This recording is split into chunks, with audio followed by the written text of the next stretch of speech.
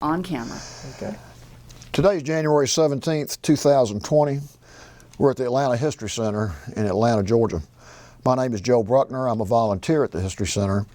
And with me today is Carrie King, who's also a volunteer, and Sue Verhoff, who is the Director of Oral History and Genealogy at the History Center. And we're very honored to have with us today Dr. Charles Singleton. Dr. Singleton is a veteran of the U.S. Army, served in Vietnam, and has agreed to come talk to us about his military experience and his life as part of the Library of Congress Veterans History Project. We really appreciate you coming in here and talking to us today, and we're looking forward to hearing your story. Well, thank you, sir. Would you give us your full name and the city and state where you currently live? My full name is Charles Louis Singleton. I currently live in Decatur, Georgia. Where and when were you born? I was born in Summerville, South Carolina in 1947. Okay. Tell us a little bit about your upbringing. My upbringing consisted of living on a farm. My birth actually is a miracle because at my birth in 1947, and before my birth in 1947, my mother had asthma. And at the Dorchester County Hospital in Summerville, South Carolina, the doctors couldn't figure out how she was going to do childbirth. In 1947, on that Monday, January 6th, church members came by because they heard that we had passed away. And they came by to pray for us. Wow. But they discovered that my mother's name was Catherine, but they called her Queen. They prayed for Queen and the baby. And on January 7th, at 1:40 a.m. in the morning, on a Tuesday, I was born. And my mother got to live 43 more years and gave birth to my younger brother, Israel. Okay. So I'm a miracle. Yeah. I was born to a midwife, Miss Ori Ankrum. Miss Ori Ankrum had the largest hands of anybody that I've ever seen. And she would tell me, come over here. And I got a little older, give me a hug before I smack you on your backside again. So I lived on a farm.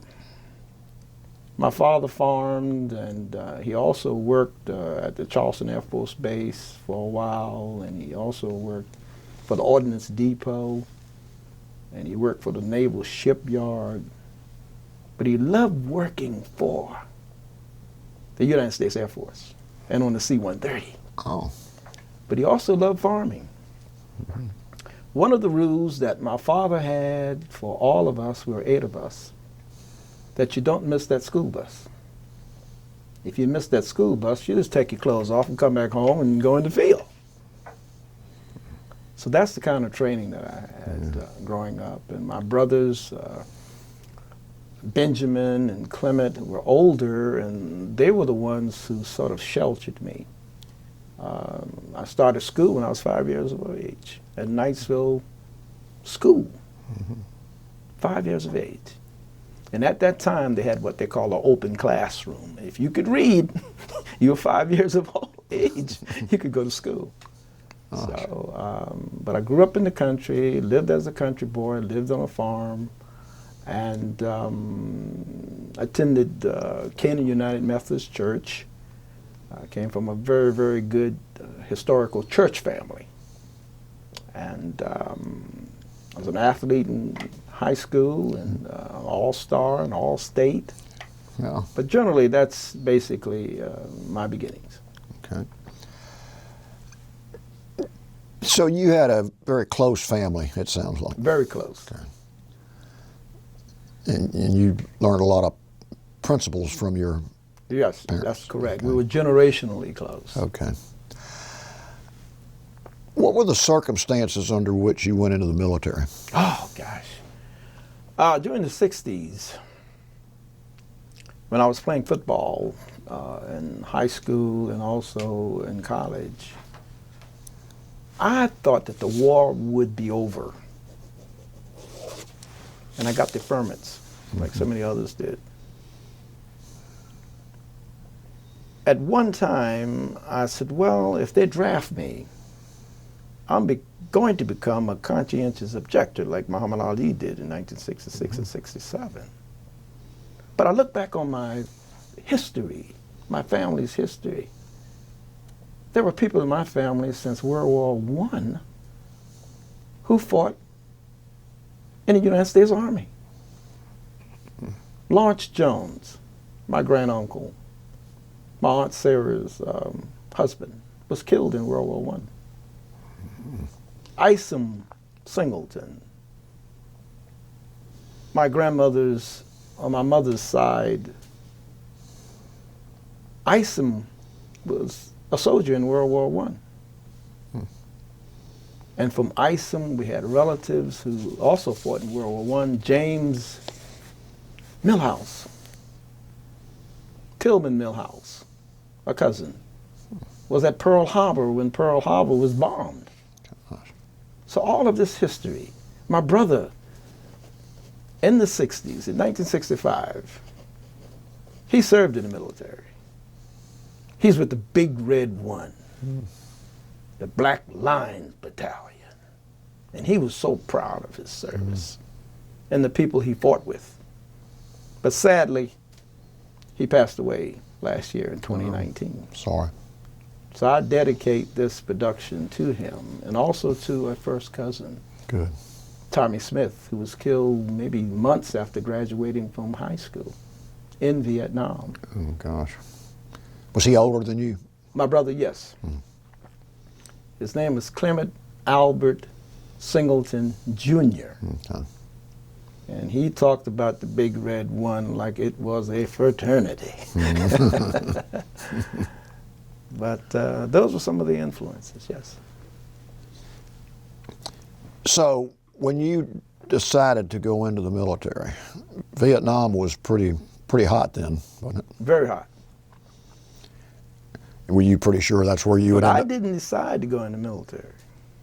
They decided for me. Okay, so even though you had a lot of family that had been in, they drafted you before. Well, they Before you- drafted me after I was teaching in New York City. Oh, talk about that a little bit. Well, yes, because when I completed college, I was an all-conference halfback. Where was that? Elizabeth City State College. okay. Now it's called Elizabeth City State University. Okay. And I was a top halfback in that conference. Wow. For 2 years in a row, I made all conference. Gosh. My freshman year, Jethro Pugh of the Dallas Cowboys was one of the Really? gentlemen who blocked for me. Good to have a guy like that blocking for you. Right. And you look at my size, I'm 158 and a half pounds, and I'm running behind Jethro Pugh. So when I graduated from college, my brother Marion, who also fought in the Korean War, and his brother, Edward, said, Charles, you know what you should do? You should try out for the New York Giants. But first, try out with the Westchester Bulls in Mount Vernon, New York. That's the New York Giants farm team. And I did. I was one of 22 halfbacks and wide receivers. And I worked my hardest. And after 4 weeks, I was in the top 5. Gosh. Ronnie Blythe made it the NFL that way. He was first. He first played for Florida A&M, and then he played for Notre Dame, and then he played for the Westchester Bulls, and then the Bulls moved him up. And Marion and Edward thought, oh, Chuck, this should be it. Because Marion and Edward and Amos, 3 brothers now, fought in the Korean War. God. And they all were behind me. Chuck, you're going to make it. But I didn't. Went to practice one day, and I'll always remember this coach, Ed Coleman. He was one of the co-coaches. Harry Wright was the other coach. Harry said to me, Singleton, Ed wants to talk to you. I'm thinking, well, I made this thing because the linemen loved me. I'm a little small halfback, and they didn't have to block very long because they look around, Singleton is gone, touchdown. Or a little screen play, I'm gone. Because they loved me. They thought I'd made the team. Everybody thought Singleton, hey, he's going to get a contract, because I didn't have a contract. I had a walk-on contract, but not a real contract. So Ed said to me, he said, young man, he said, this is the hardest part of coaching for me. I said, what's that? He said, to tell you what I'm about to tell you. He said, when you played football in Somerville and you played in Elizabeth City, it was a game. The National Football League is a business. Management is going to let you go. I said, management? I didn't see anybody out here at scrimmages. And when I played football, when I caught passes, when I read audibles, and I didn't see anybody out here from management. He said, well, management drafted some other players that they have to pay those players, and if you sign the contract, they'll have to pay you. They would lose money. He said, I love you. You were one of the best, but I'm sorry. Gosh. So I cried for a day. Yeah. Got my New York City's teaching license, and also got a license from the state of New York, and ended up in a New York City classroom in Brooklyn, New York. And I taught physical education for a week. But then Mr. Adolph Denbo, the principal, and Mrs. Louise Laddie, the assistant principal in charge of language arts, called me in for a conference and said, Charles, we would love for you to go to the English department. I said, English? And I remember Ms. Agro, my high school English teacher, she was something else. Diagramming sentences, remembering poems, you had to get it right, you had to indent. I said, oh my goodness, I'm going to be teaching English. And that's what I did to non-readers. Gosh. And I was teaching these children about living. And I found out that they couldn't read. But I noticed that after school, they would go to the hot dog stand and order a frankfurter or a hamburger. They never used a menu. Never. They didn't know what a menu was. So I said, well, I'm going to incorporate them reading a menu. So I would have a menu board and put a word up, or something that they could eat, a name of a fruit or a name of a vegetable. And I was always fascinated with a compass. And I thought a compass was real neat, you know, you could change directions and so forth. So I taught them how to read a compass, and they loved it because this is something that was hands-on. And then we had a chapter in the book that dealt with the compass, about directionality. But they taught me one thing, that they were eager to learn. And after they started learning words, they became empowered. They tried to use big and longer words. So these 15 or 17 students that were discipline problems and concerns, I said, you know what I'm going to do? You're doing so well, we're going to go on a field trip to Manhattan. And one of the gentlemen, I'll always remember his name is Harold Monk, because Harold never called me Mr. Singleton. He would always call me, hey, teach. Hey, teach. What's that word on the board? I said, well, Harold, you know, that's compass. Compass? Okay, I got it. Then there was Wilhelmina Gray and Bernice Williams. Those three students I'll always remember because they did some unique things. And I decided to take them on a field trip to Manhattan. I wanted to get them out of Brooklyn, out of Bedford-Stuyvesant. And I did. And I discovered something as soon as we took that subway and came over the Brooklyn Bridge into Manhattan.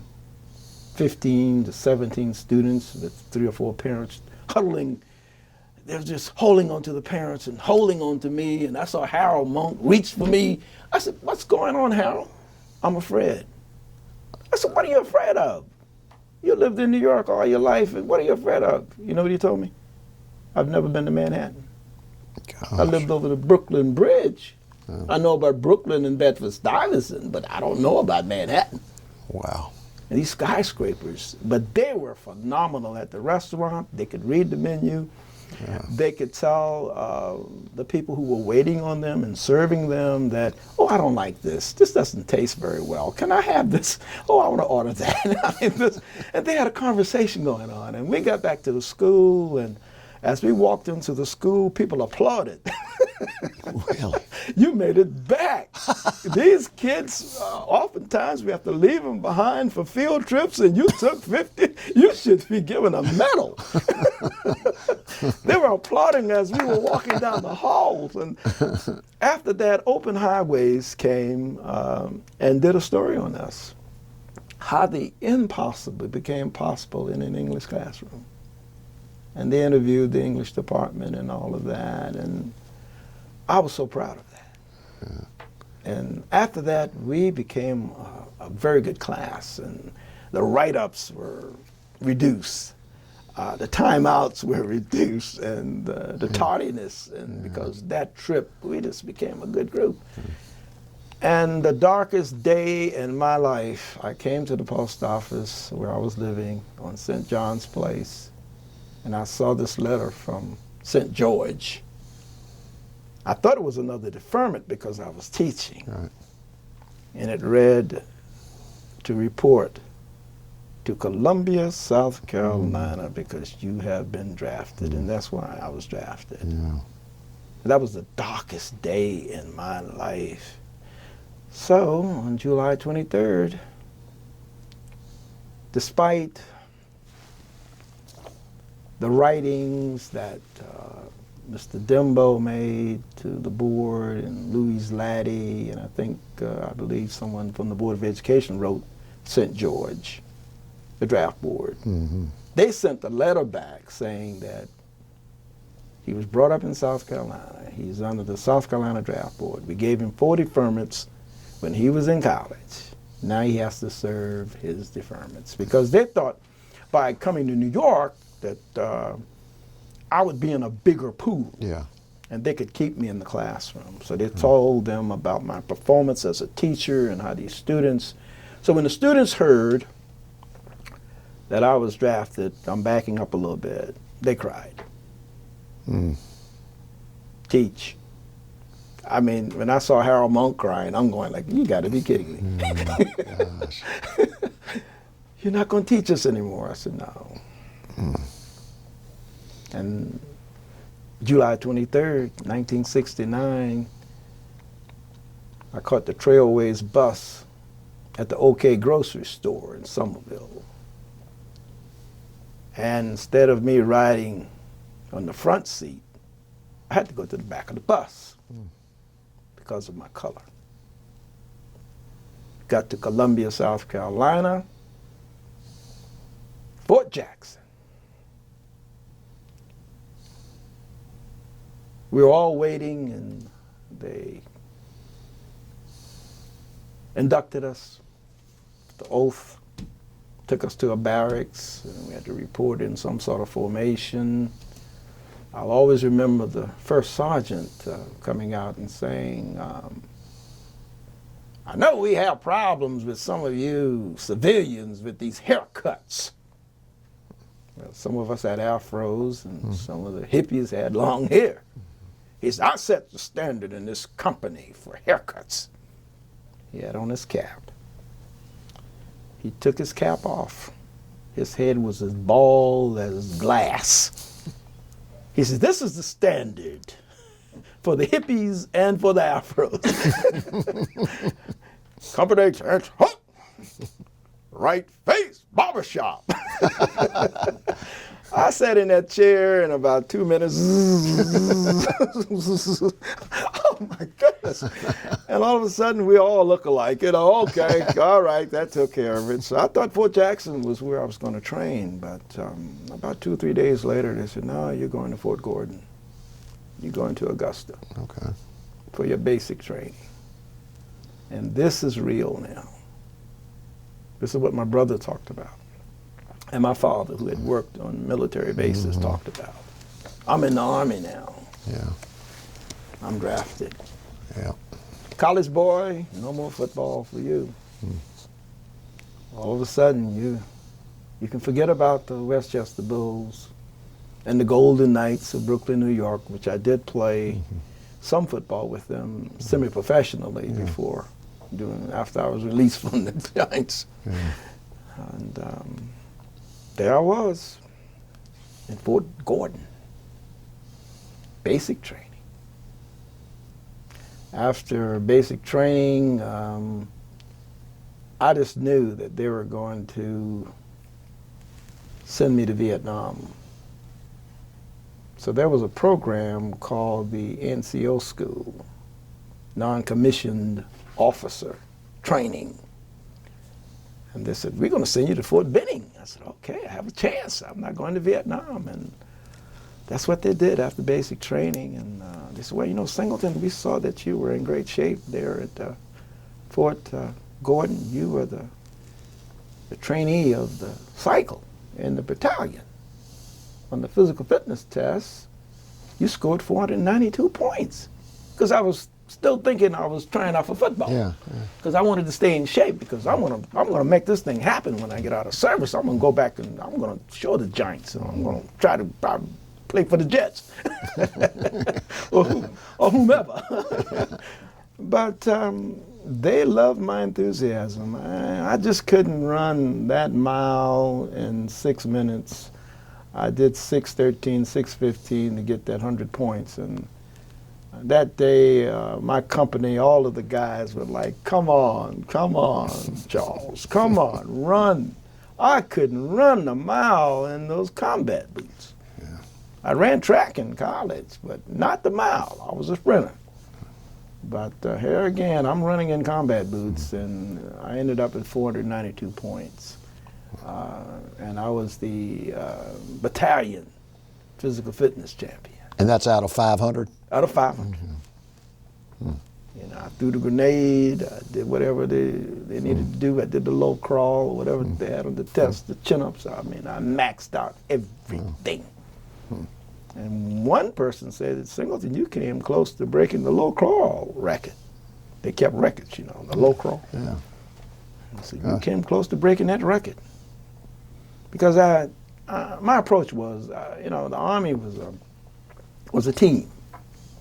And since I wasn't drafted, but then again, I was drafted. I said to myself, you know what? I tell people all the time, I was drafted. I was drafted by the Big Green Machine. Not the Green Bay Packers then. But the United States Army, I was drafted by the Big Green Machine. And I made the starting lineup. So I kept that sense of humor to get me through Vietnam and to get me through basic training. Now, after non-commissioned officer school up at Fort Benning, they kept me back a cycle. Here's a guy who's in tip-top shape. He can read a map. He can teach. He can tutor. So I'm thinking I'm doing what I did when I was back at Bedford-Stuyvesant, Stephen Decatur Junior High School. I'm tutoring these soldiers. Some of them were marginal readers. And many of them couldn't read a map, but I could read a map. So the compass and all those things were coming together for me. So they kept me back a cycle. There was a gentleman named Sergeant Morton. He was the E6. Singleton, they're going to keep you back here, man. You're doing it, man. You're getting these troops in shape, and look at you. And you can still do chin-ups, and you're a sergeant. And they're going to keep you back a cycle.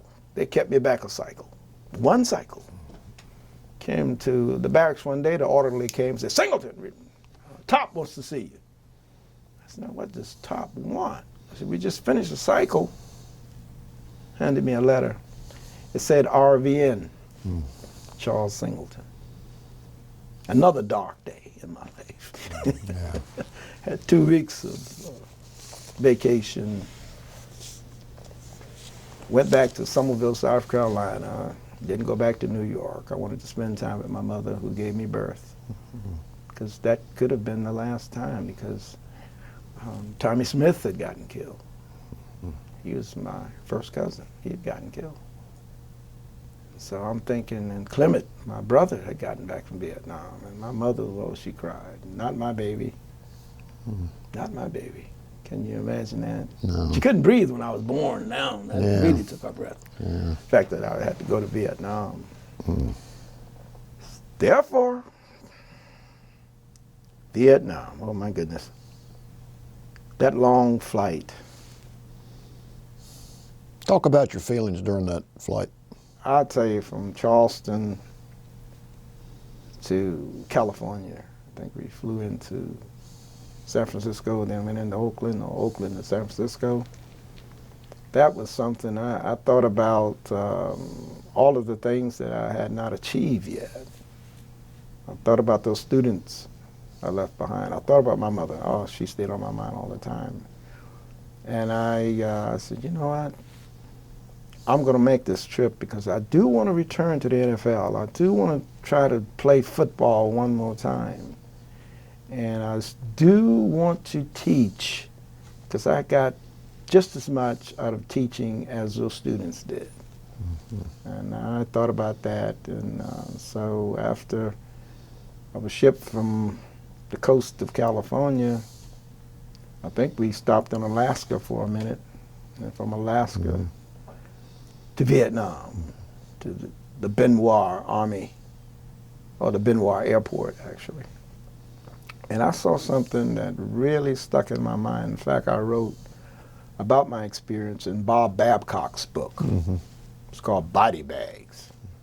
So we're on the aircraft, and all of these body bags on the tarmac look like garbage bags. And I said, well, what are all those garbage bags out here at the airport?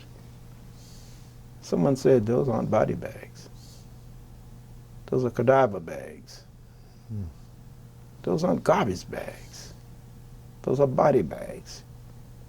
And we went back and forth with body bags, garbage bags. We went back and forth with that. And just hope that you don't go home that way. Because I thought, you know, when you're killed on the battlefield, and we see these ceremonies with the casket, with the United States flag, and the soldiers are at attention, that's the way that you come home. No.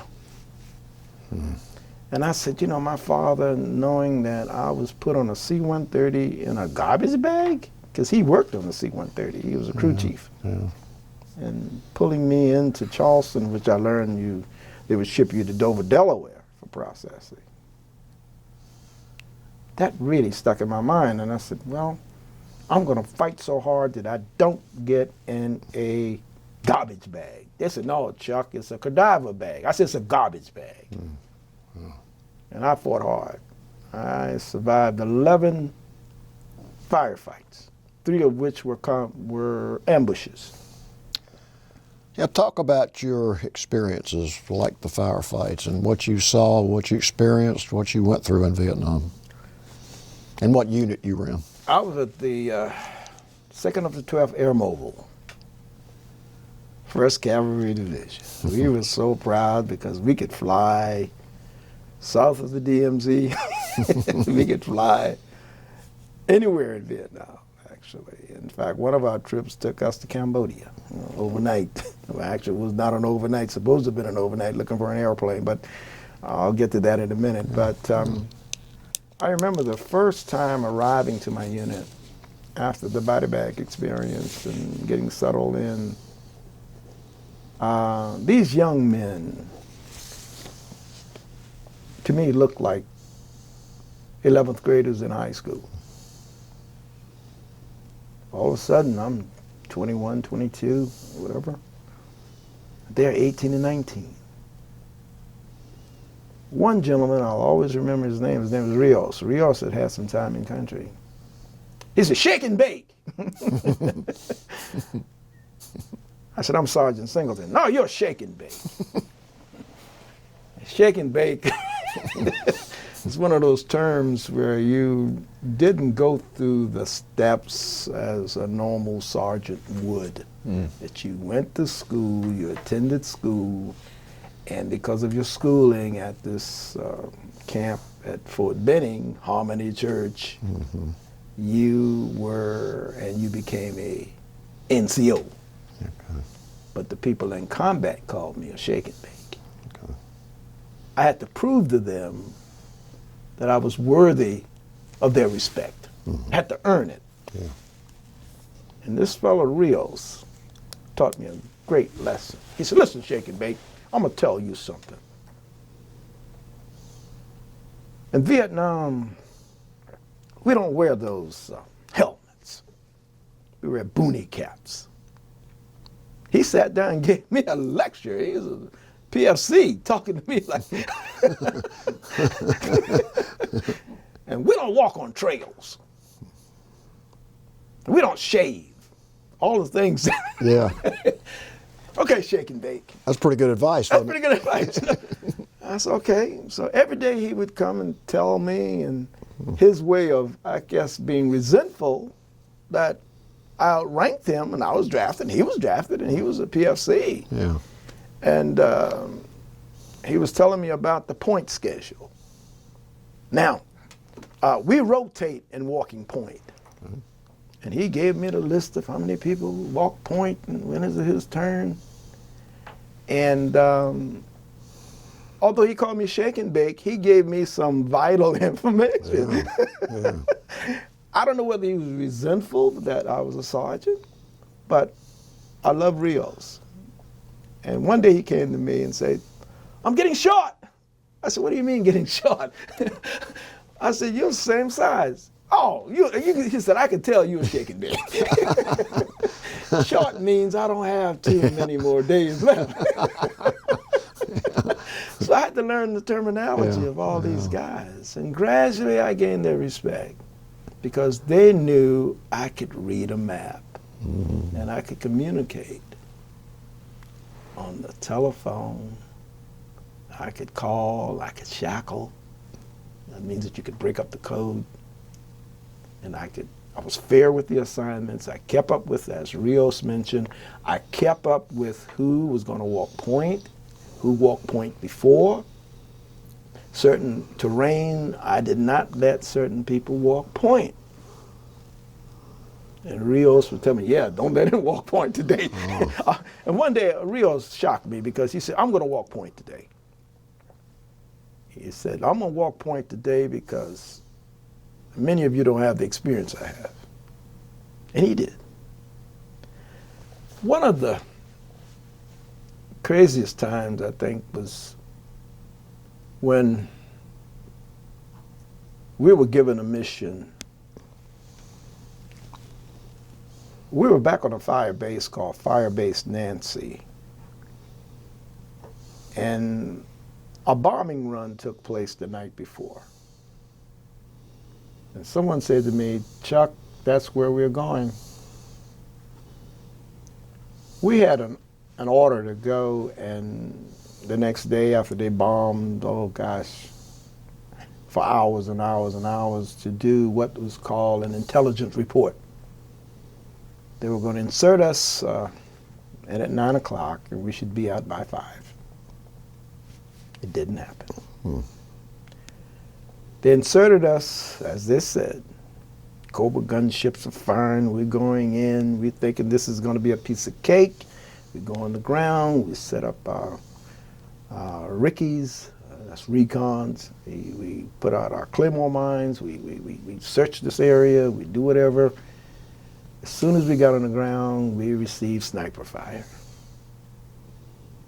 So we were running. We had one shelter, that was that big bomb crater. Yeah.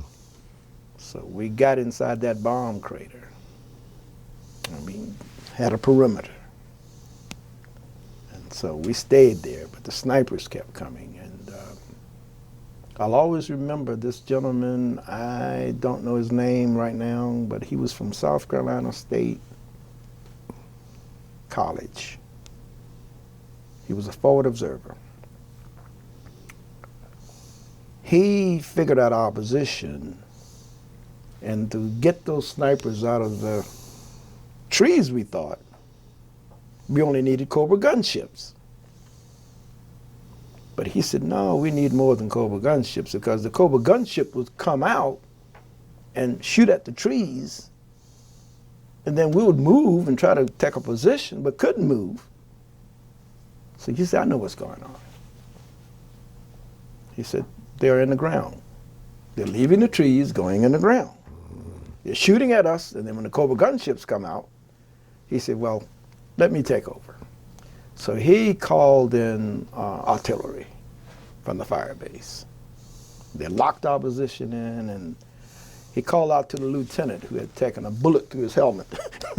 Because the lieutenant, that's another story. Lieutenant loved to wear that helmet because that's the way they taught him at West Point. We kept telling Lieutenant, take that helmet off. Yeah. Wear the boonie cap. When that bullet went right through the lieutenant's helmet, knocked that helmet off. Luckily, he wasn't killed. Oh. But forward observer called in this artillery, and he asked the lieutenant, how close do you want us to bring it in? He said, well, start off at 5 football fields, and then another football field, another. He brought it in so close, I'm telling you, shrapnel was going over our heads, and we were ducking. And I said, gosh, I don't want to get killed by friendly fire. Yeah. And then once we secured ourselves in that bomb crater, we were able to move out of it. Mm-hmm. Can you imagine the hours we spent in there? And those snipers shooting at us. Yeah. So once we moved out, this is October 7th, I'll always remember this day the rest of my life. This would be 1970? Or? This would be 1970. So I came in country May 25th of 1970. Okay. And I had pretty good experience at that particular time. And with the men in my squad. I said, man, this is really crazy. So we had this procedure we would follow because there was another gentleman in the squad by the name of Samuel Houston. He was E6, his 3rd tour in Vietnam. And his rule was, we set up a perimeter, we don't eat, we remain quiet at least an hour or two, and then we move around because the threat was gone, so we thought. So as we were setting up the perimeter for about 14 of us, or maybe less than that, I'm on patrol with my squad. We're trying to secure my area. And a Chi-Com grenade is rolled in our direction. And this grenade went off. I'm on the ground. The gentleman who was walking point, he's on the ground. A couple other people were injured. I'm saying, where are these people? They are still here. How could this be? Bombing overnight, Cobra gunships shooting, artillery, and they're still hitting us. So I ended up with a Purple Heart that day. Yeah. A concussion and shrapnel burns and bruises. And the lieutenant said, Sergeant Singleton, we're going to send you to the rear. I said, no, I'm not going. I said, I'm not going. That's that football mentality. You get hit, you know. You go back in the game. I said, I can't leave these young, and myself, I'm saying, I can't leave these young soldiers, 18 and 19 years old, to fight a war. And at that time, I'd rise above shake and bake. I was no longer shake and bake. I was Sergeant Singleton. Sergeant Singleton. They didn't call me shake and bake anymore, because they knew that I would protect them. Yeah. And Sam Houston would too, because Sam had 3 years experience. He was in charge of the other squad. Yeah. And so they didn't dust me off, but 2 other gentlemen had to go back. Their injuries were more severe than mine. And I walked around that jungle with a headache, and I put my little stuff on, and I healed up. Lieutenant said, Sergeant Singleton said, you are one of a kind. He said, in this war, when people are injured, or for any matter, they want to get out of the field, but you wanted to stay. I wanted to stay because I just couldn't. I know Tommy Smith died. My 19-year-old cousin died. And I figured these young men would die because some of them couldn't read maps. Mm-hmm. They were careless. Some of them, a couple of them liked to smoke. And I would get on to them and remind them, you don't smoke out here. And so that's the day. That was the darkest day for me. So I thought. That was one of the ambushes that we were in when that Chi-Com grenade. And I look back on that experience. I said to Sam one day, I said, Sam, you know what kind of grenade that was that went off? You thought it was a North Vietnamese. You better be glad it was not a North Vietnamese grenade, because it was a Viet Cong grenade. It was a homemade grenade. If that had been a Chi-Com from North Vietnam, we wouldn't be here. Mm-hmm. And luckily, it was that, because of the way it exploded. Yeah. It was a Chi-Com, but I think it was homemade, because I believe that the Viet Cong were the ones who were fighting us. Yeah. And maybe North Vietnamese were too as well. Yeah. But that was a hairy experience. The second ambush that we survived was crazy. One rule that we learned is never cross an open space. It was getting late in the evening, and we wanted to chow down, and it looked so tempting to go over this field. And normally, I wouldn't agree, but it looked like we could make it. And I said, well, we'll go around the edge of the field instead of going across the field. So the lieutenant and Sam Houston, who was the other sergeant, we said, yeah, we got this. And we told the point man to walk this way and not go across the field. Wrong decision. What we should have done, we should have done a back azimuth, actually, and not cross that open field. Because as soon as we got into the wood line, we started getting fire. They were waiting for us. And this gentleman from Florida, I always remember, his name was Eddie Foster. They call him Bulldog Foster. He was a left-handed gunman. And we used to call him the rifleman, because he would always shoot with his left hand. And he taught us a technique that day that I had never seen before. To roll over on your back and shoot upside down like this. And don't stay in one place, because you'll get hit. If you stay there and shoot, you'll get hit. And we started rolling. I don't know how we learned that. And we rolled and shoot, and we rolled and we would shoot. We rolled and we would shoot.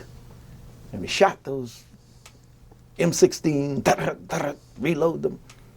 And so we were able to get everybody, I think 6 or 7 of us, around to take deeper cover. Okay. And that's what saved us. Boy. That technique that he showed us, I didn't study that in basic camp. It was shooting on your back upside down. And we asked Eddie, where did you learn that? He said, I made it up. He said, if we had stayed in an ambush, because American soldiers are taught to be on their stomachs and you seeing them shoot. He said, but if I'm moving, they don't know where I'm at. And we were rolling and shooting and rolling and shooting, and after about 30 minutes, we were safe, and we got through that. I don't know whether we shot anybody on the other side, but they stopped shooting, and we made it. That was the second ambush. The third ambush that I was in, that I talked about actually in Body Bag, happened. I'd been in country almost, 9 months, 10 months maybe? And we're in a different area now, because we're air mobile. And someone came over the radio and said, Foxtrot, Foxtrot, come in, Foxtrot. Foxtrot, come in, Foxtrot. I don't hear you, Foxtrot. Something like that. So it's a vet song, who is our interpreter, he was Cambodian, but he spoke Vietnamese and French and English. He said, don't answer it. North Vietnamese. So we got quiet. And the gentleman kept saying, come in, Foxtrot, come in, Fox. You know, just teasing us with the shackle, shackle. About 4 minutes later, mortars. I'm going like, wow. They're trying to find out where we are. Yeah. Come in and shackle, Foxtrot. Wow. I'm going, wow. Luckily, the fire base that supported us knew where we were. And they figured it out. I don't know whether they were monitoring or radio or whatever. When we didn't respond, we didn't shackle. We couldn't shackle, because if they had shackled, they would have pinpointed our position with their mortars, and I wouldn't be here today. Yeah. And they were very effective with mortars. They were good. And we didn't shackle. So I'm sitting in front of you today and thanking Savet Song, our Cambodian scout, who believed in Buddhism. He was one of the bravest men I have ever seen in my life. I'm interested in your relationship with him and what you learned from him, just not necessarily military-wise, but about his life and... Savet Song? Yeah. We call him Song Savet. Sometimes he says Savet Song. I learned that he was very religious, but he was a Buddhist, and he believed that incarnation. You know, when he got in a firefight, he would have his Buddhist pen. He would chew and bite on that fire if he had to walk for it. When we went out to set up recon bases and so forth, we became very close. Yeah. And I learned that he studied in France. He spoke French fluently. And he lived in Vietnam, and of course he had relatives also in Cambodia. I have pictures of him, and you'll see in my DVD, I have pictures of him. Okay. And we took a picture together. You'll see that in the DVD. Yeah. Song Savet. And I would ask him about Buddhism. He said, well, Buddhism, he said, if I die in battle, I'm going to come back greater. So a friend of mine that I befriended, a fellow named J.J. Jones, we called J.J. Peanut Butter Man because he loved peanut butter so much that if you said, J.J., look, I have some extra peanut butter. If you do my guard duty today, I'll give you some peanut butter. He would do it. So Peanut Butter Man was phenomenal. And he said, man, these bullets, man, they don't know whether you're a Buddhist or a Christian. They're going to kill you. But I love talking to Savet Song. And he would tell me about his family and his goals and when he studied in France. And have you been in touch with him since you left him? I haven't. I haven't, and I'll always remember he was one of the gentlemen that saved our lives. Yeah, yeah. And J.J. Jones, who was another good soldier, and a general by the name of Rigger was a phenomenal soldier. We used to call him Demolition Man. He loved setting up Claymore mines. I don't understand that. You're in battle, and you love, hey, Chuck, hey, Charles, look, I can take care of it, man. I said, look, you stay over there. He had these creative ways of setting up Claymore mines. I said, come on, man. So he was injured that day, actually, on October 7th as well. And our machine gunners, Jerry and Cuddles, they were very good. Oh, I love those guys, man. They were very good. You had a tight unit, didn't you? Tight unit. And Savet Song and Sam Houston, Eddie Foster, Peanut Butter Man. There were some younger guys who came on once I was there. I didn't get to learn their names as much. I've forgotten some of their names, but we go by nicknames. Yeah. We would go by nicknames. And but back to your original question about Savet Song, sometimes we call him Savon Set. He would say, Song, Savet, and Savet, call me Savet. And he was knowledgeable about the jungle, and we respected that, and I respected his religion too. Yeah, good. And although I was Christian, he was Buddhist. He was willing to fight for the United States and fight for the Vietnam, fight for Cambodia. Yeah. He was a good soldier. Yeah. I noticed you were involved in, what, 11 firefights or close 11 to that? firefights, yeah. What I call a firefight, sniper rounds, anytime we made contact with the enemy. I know another time this was not a firefight because we didn't get a chance to return fire. We met up, we're recon, small unit. Our mission was simply this: you're going out to collect information. Do not fire upon the enemy unless you're told to do so. Now, what kind of mission is that? Yeah, good question. You know, stealth. I heard that word all the time. Use stealth. In other words, be quiet.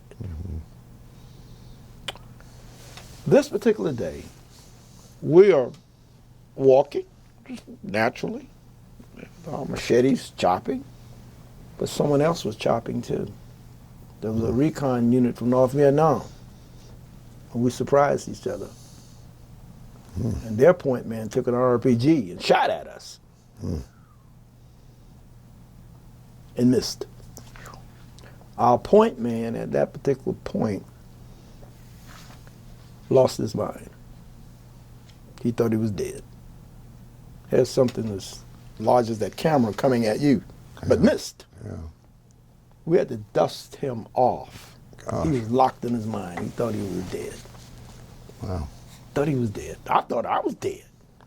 So the round went off behind us, and we got on the ground, and they ran off too. 'Cause we surprised them too. 2 recon units. They're reconning us, and we're reconning them, trying to figure out what they're doing. And man, And nobody was injured other than the individual who was psychologically, medevaced. Yeah. he was the only person injured. We didn't even fire our weapons because they ran off. Yeah. See, we didn't know whether our battalion of North Vietnamese, a lieutenant got on the radio and called for a dust-off.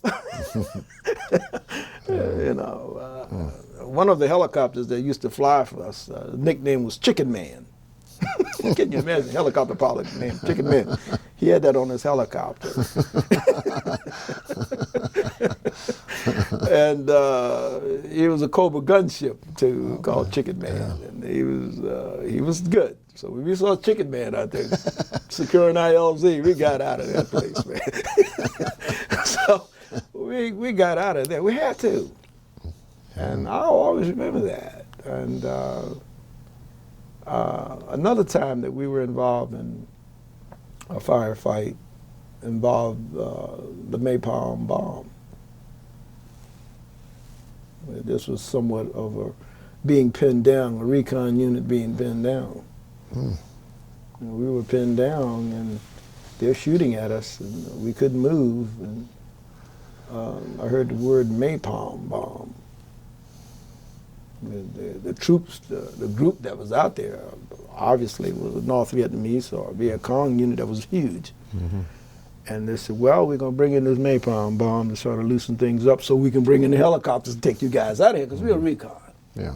You know. And they dropped that bomb maybe 2 clicks away, maybe 2 miles away. Did you know it took the oxygen out of the air? Really? I don't want to ever go through that experience again. Everybody was like, you know. Wow. But Did that you gives anticipate that? Had anybody ever told Nobody you that's told what? us that. You know, we figured after they dropped the napalm bomb, you know, that you were bringing the helicopters, but I'm glad they dropped it. I forgot, maybe 2 miles away, maybe. I don't think they dropped it any closer because it took the oxygen out of our air, and we were like, you know, like we couldn't breathe. Right. And that was, you know, they were shooting at us then, always sniping at us. So that stopped, the sniping stopped, and I guess they hit their target. And, Where were some of the locations where these firefights took place? I mean, I know you listed a number of places where Trang you was were. one of the areas that Okay. we fought in. Trang, Phuc Vinh, Missile City. Oh my goodness. They used to call Phuc Vinh Missile City. That's what we spent a great deal of time in Phuc Vinh and the Trang. And around the Black Virgin Mountain. We only went up there maybe once or twice. I'll always remember the time we went up to the Black Virgin Mountains. I forgot where it's located now, but we were going up there to help out another unit that was pinned down because someone had the bright idea that 3 or 4 hours before the ceasefire, they were going to surprise the North Vietnamese unit. And the North Vietnamese were ready for them. So we had to change our mission. We were on another mission. Recon unit going out to help an infantry unit. I thought it was over for me then. Particularly when we got to the foot of the Black Virgin Mountain that day. Helicopters were coming off and troops were on their backs. I saw those cadaver bags, man. I'm going like, man, what's going on? Ceasefire is supposed to be in 3 or 4 more hours, and we are fighting. Yeah. They were thinking, who had this brilliant idea that we were going to catch these people off guard? And they didn't. They caught us. But luckily, they called us off. I guess they got everybody out of harm's way, dead or living. They said my unit didn't have to go. I said, oh my God. You got to be kidding me. And that was the happiest day of my life in Vietnam because seeing those helicopters come back with the machine gunners injured. You know, machine gunners are on the side of the helicopters trying to protect you, and seeing some of them, I don't ever want to see that again. Yeah. They were ready for us. But I'll tell you this.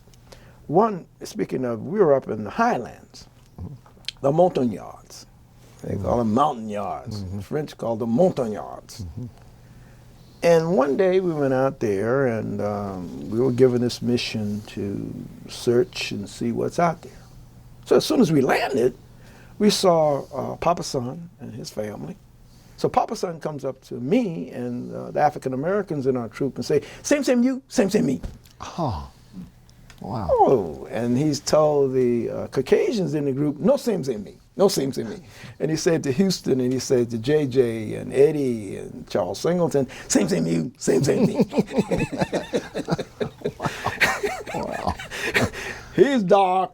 Yeah. He has nappy hair, whatever. He's indigenous to Vietnam. And so we sort of, all he said was same. Yeah.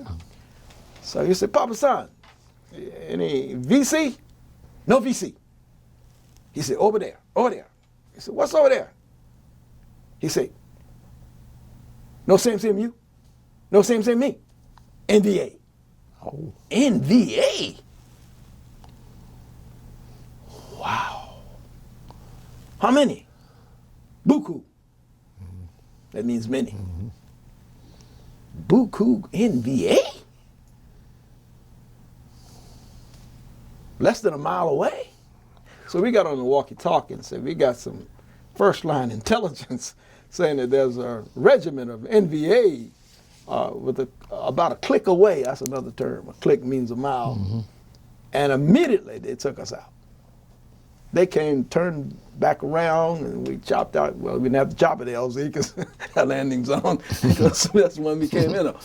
Cobra gunships came out and secured it. We got on the helicopter, and same you and same me changed our lives that day. Saved my life that day and changed it. Yeah.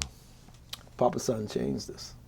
Wow. Yeah, same you, same me. And I have a picture of Papa Son. I don't know if this was the Papa Son, but I have an image of the Montagnards, the mountain yards, we used to call them. The locals call them mountain yards. The Montagnards were really friends of ours. They were friends of ours. In a lot of ways, yeah, wasn't it? In a lot of ways. But that intelligence, this is what we're supposed to get. Intelligence. And the intelligence came from someone who was there on the ground, saying that over there, no same you, no same me in the A. Yeah. We got out of there. So I thought I would put that in there. That's interesting. That was an interesting, rather than all of the shooting and all that. Yeah. So I thought that was real nice. And well, as far as the firefights go, was there anything else you want to share? Any experience before we move on? Well, as I said before, we were a recon unit, and we didn't. The longest sustaining firefight we had was that day that we were in that bomb grade. Yeah. The other firefights were like ambushes, but we never. I don't ever remember us going after a target. We tried not to become a target because we were out there to gather information. One of the scariest times of my life when we were given a mission to go on a night ambush. Now, we were somewhat skeptical. Why are they sending us on a night ambush? Because to set up this, they had this intelligence. And it was my turn to go. Sam Houston was in charge of the other squad. See, in a company, a platoon, we only had 2 squads. Can you imagine 2 squads in a platoon? It was about 12 people. It sounds like it's a big number, but 2 squads in a platoon. Yeah. So I had never gone on a night ambush. Sam, with 3 tours on his belt, this 3rd tour,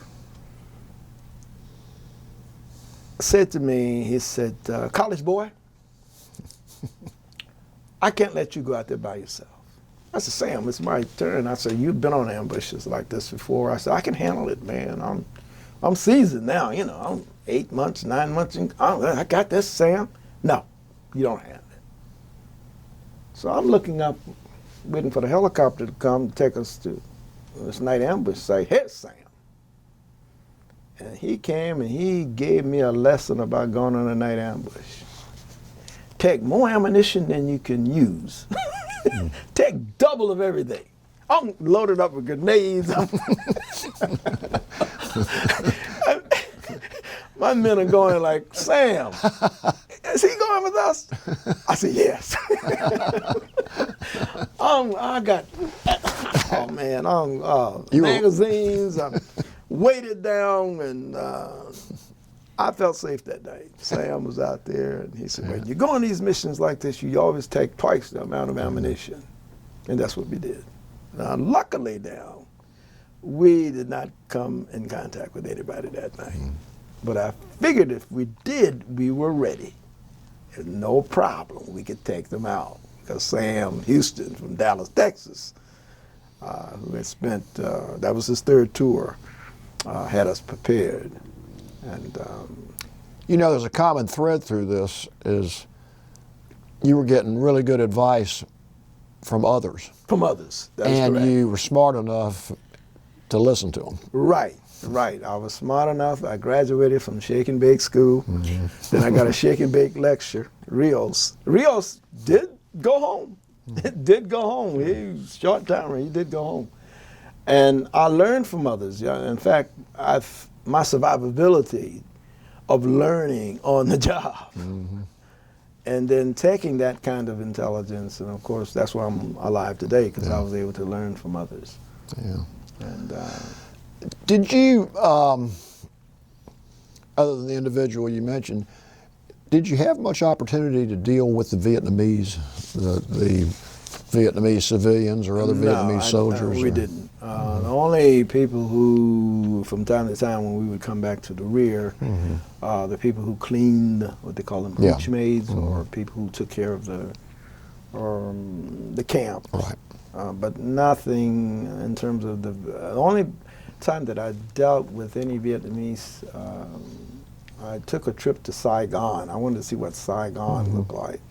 We had some time off. We got permission from our unit to, if anybody wants to go to Saigon, I went to Saigon. And what really, really caught my attention was a family of 4 riding on a moped. I mean, how you get 4 people on a little bicycle like that, a motorbike like that? You know, Mama's son, Papa's son is here, and somebody is sitting in front of him, a little child sitting in front of him. Mama's son is on the back with a child. I'm going like, and then the traffic, I think they have this rule about if I'm occupying this space, then I'm in the right. Not like in the United States where you're on the right side and the left side. I'm looking at the traffic and I'm just fascinated with all of the activity going on in Saigon.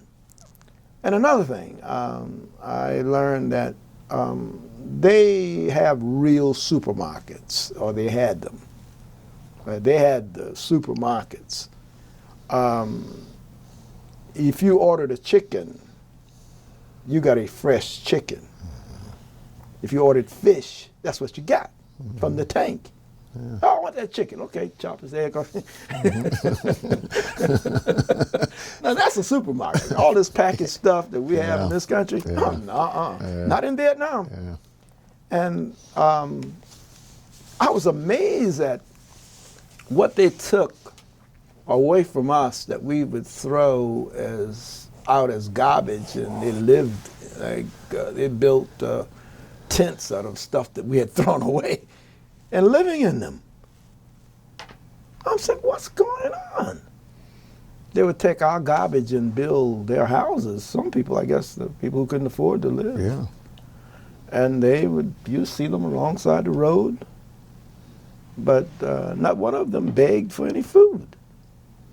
They lived in things that we had thrown away. Yeah. Americans had thrown away. And that was fascinating about Saigon. Yeah. That's the only other city that was like that I visited, other than Benoit. But yeah, that was a good experience being able to go in there and see that. Yeah. It was good of the top that let me do that. Okay. And, so, as you're getting closer to coming back to the States, did your activity subside a little bit, or did you? Well, I'll tell you what happened. After one of those firefights, or near misses, I think it was after this mission, we were given a mission to go to Cambodia.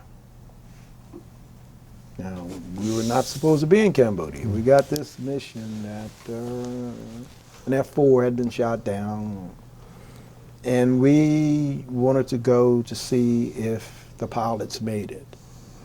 That was the mission. Mm-hmm. And I knew something was up because they gave us new maps, and the map said Cambodia. I said, oh my goodness. Mm-hmm. And I told my men that, they said, Cambodia? We're not supposed to be going to Cambodia. And this is, coming up like I'm getting short and I'm going to Cambodia? Mm-hmm. And I had some doubts about that. Yeah. But I'm a good soldier. Mm-hmm. I'm going to Cambodia. So we searched those thick jungles of Cambodia for 5 days. We didn't see anything that was shot down. We looked, and my men were so afraid. One of them said, Sarge, I'm not going to walk point. And I saw that I had 4 or 5 of them with me. It was a really small unit. I walked point. And I told them, I said, some of y'all don't read a map, and you gonna let me walk point? Yeah, you walk point. So I walked point the whole time we were there. And you never did see any signs of the... We didn't see any signs. We spent most of our time trying to get over those hills. Yeah. I've never seen a terrain like that. I've never seen a terrain like that in all of my life. You chop your way all day long and stay out there 2 or 3 days. You don't know where you chopped. The vegetation would grow back so fast. Weren't we here before?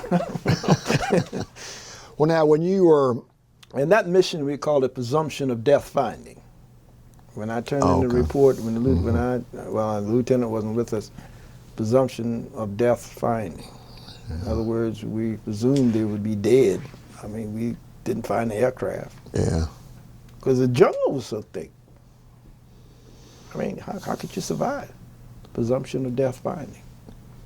Well, did you trek back Or did they We come got pick? back. We got back to a safe place where we could chop an LZ. Had to chop an LZ. Okay, so they picked. Took us half a day to Chopper chop came that. in then. Okay. Gosh, can you imagine the chopping an LZ? Yeah, that's.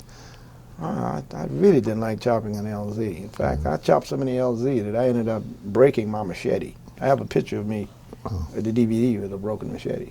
Gee. So chopping that LZ. So. Did you ever go on an R&R? Yes. Right after Cambodia, I told Top, look, these missions, eventually something's going to happen. I said, I need to go on R&R. So I put in to go on an R&R to go to Australia. I wanted to go Hawaii, and my third choice was Taipei, Taiwan. And they said, well, you have to stay in the field a little longer if you're going to go to Australia. If you're going to go to Hawaii, that's booked. So I went away to Taipei, Taiwan. And I learned one thing. They told us in orientation about you are a foreigner in this country, and when you go to Taipei, Taiwan, do not talk about Mao Zedong's book, the Red Book. Cab drivers told us that. Don't talk about the Red Book. Don't ask about it. Yeah. And I didn't. But R&R was, I learned a lot about Chinese food. We ordered food one day, and it was the catch of the day. It was delicious. And a friend of mine said, Chuck, did you enjoy that food? I said, yes. I said, we have to ask for the recipe. So we asked the gentleman, said, what's in there? He said, the catch of the day. I said, it doesn't taste like what the food we had in New York City. He said, look where you are. You're in China. He said, what's in there? He said, everything we caught. Octopus, snake, eel. Too late now. Too late. We're drinking sake. I probably ate snake, octopus, eel, everything they caught. The American fishermen, they're throwing things back. No, not in China. Not in Taipei, Taiwan. So I came back, and I felt like, hey, if I go back this time to the woods, I told Top, I said, you know, I survived these firefights. I said, one of them going to get me. I told him that. And I was on the tarmac, getting ready to be taken back into the woods after my R&R. The orderly came, Sergeant Singleton. Top wants to see you. And Top was from Guam. He said, "Aye, Sergeant, come here. He said, I'm going to look up for you. He said, go to battalion. I said, battalion? He said, you are trained at Fort Benning. You're a non-commissioned officer, and you're good with maps, I understand. He said, they want you to work in a TOC. I said, you're kidding me. Tactical operations? Yes, tactical operations. And he said, he'd kid me. He said, you know you got to shine your shoes now. I said, I can do that. Listen, I can shine my shoes. Oh, that's no problem. I'll shave. So I told my men and Sam Houston, my good buddy, I said, Sam, I said, I'm going to a TOC. I said, I'm getting short. I said, in the country, I remember what Rios taught me. When you get short, you become safer. I said, I got about 2 or 3 more months in country, man. I said, I'm going to take on this job. And I am so appreciative to our PFC, who taught me everything about writing operations orders and looking at that map and taking down information, and then taking that information and turning it back into an operation order. Okay. I learned a lot about friendly fire. When you're in a TOC, you get all this information. Yeah. And there were Americans out there shooting each other. Because the jungle is so thick. And you would call back and say, you need to move. The people on the right of you, don't put out any Claymore mines over there. They're friendly forces. And you always have these incidents, some of them, not all the time, but frequently you would have these incidents. You have to, people would get lost out there because the jungle is so thick. Yeah. and then they would call in their location, and we would adjust their locations, because this is the technical side of the war. Because when we called back, when I was out there, we would call, and it was to confirm your location over. Well, the information confirmed, but now I'm looking at a battalion of companies that are calling in information, and you say, okay, you need to move another click away because you got a unit this way, you got this way. One of the missions that I monitored one night was top secret. They had these B-52 bombers bombing sampans coming out of North Vietnam. It's supposed to be a top mission, stealth bombers. And I think the stealth bombers, people thought that they came along much later, but they were using them in Vietnam. Okay. And they were hitting these sampans coming out of these boats, North Vietnamese. Some of them could have been fishermen, I don't know, bombing them. So we couldn't say, you know, we couldn't say that. I guess we can say it now. They were bombing these suspected troops, North Vietnamese coming out of Vietnam with these B-52 bombers.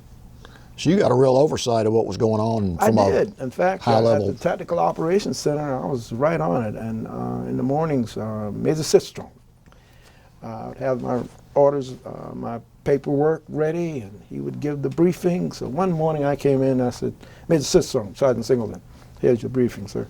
He said, you do it. I said, me? Wow. So I'm doing the briefings, you know. I said, oh my goodness. I said, thank you, sir. He said, yeah, your reports have been accurate. Because I wanted them to be accurate, because I wasn't going back in that bush. I survived 11 firefights and 3 ambushes. I was not headed back out there. And being a recon unit, I was glad to be in the Tactical Operations Center. You're underground, fortified bunkers. Where was this? Where was the talk? The talk was at Phuc Vinh. Yeah, that was the talk. Because that was basically our area. Okay, that was basically our area. Describe that area, just somebody watching this or listening, say between Saigon and the DMZ. It would be like a little country. Geographically, where? Geographically, I don't know specifically where it is unless I look at the map, but it would be something similar to a small town and somewhat a farming area, as I recall, because when I was in the bushes, as they call it, that's where we went. We didn't go in the towns or anything like that. So you were north of Saigon and south of the DMZ, but you know, in that location-wise, we were north of Saigon. So we operated out of there. In fact, Phuc Vinh was called Missile City. One mission while I was in the field, we were out there 22 days, I think, the longest that I can recall. And there was no firefights, no ambushes, nothing went on. So we came back, and after being back in Phuc Vinh, same area, for about a day or two, we got incoming, right during chow time. Incoming! Oh, my goodness. So this guy named J.J. Jones, I told you he was peanut butter man, he said, I guess they missed us. They want us back. I said, no, Jay. I said, I guess they did miss us. They really missed us this time, because right during chow time, and the missiles came in and shot at us. But when did you leave Vietnam? Oh, that's the story that I love telling.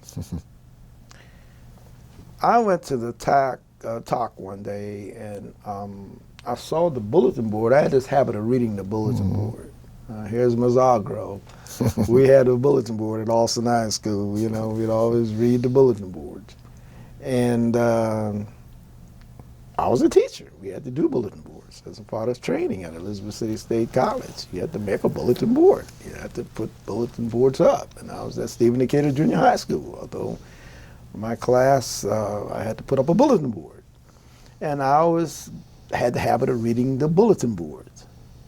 So I'm looking up on the bulletin board, and it said that this letter is from the President of the United States, Richard Nixon, and that if you came in country, I think it was around May 25th or May, and you were in country since May of 1970. Talk with your company commander. You may be eligible to get an early out. I know politically back in the States they had talked about downsizing the war, but I said, well, it's April now, and gosh, if I could make it to May 25th, I'm gone. But it's April now, so I go to Major Sistrunk. I said, Major Sistrunk, I said, I saw this on the bulletin board, and he said, when did you come in country? I said, well, I came in May 25th, sir. He said, go to personnel and see what they have on it. So I went over to personnel, and guess what? Start packing. Really? I couldn't believe it. I had just written my mother 2 days before, and I was saying, well, I think I'm going to be here on last of April. And she, and before I could, I'm so nervous, I'm shaking. And so I go back to the barracks, and I started grabbing gear. My flak jacket, I put on my helmet. You know, I don't think I went to the chow line too many times that day. I'm thinking like, 2 more days, I'm out of here. They're gonna take me to Benoit, and I'm leaving, and I'm not gonna be in a body bag. So some of the guys said, Charles, you wanna play some cards? I said, no, you know I don't play cards. So let's go over to the PX. No. So what I did, I stayed in the talk.